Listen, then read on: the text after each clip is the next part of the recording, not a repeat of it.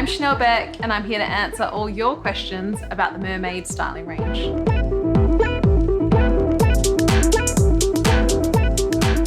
So when using conditioner, you want to start from your mid-lengths to your ends.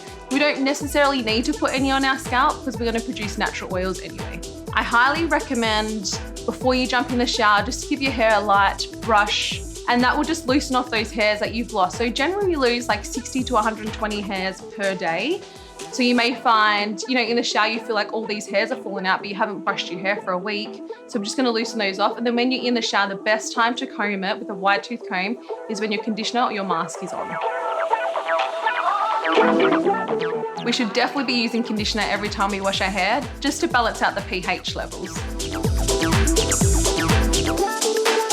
It definitely is a myth that combing your hair in the shower is damaging. I mean, I wouldn't do it when my shampoo is on, when it's at its grittiest, I feel.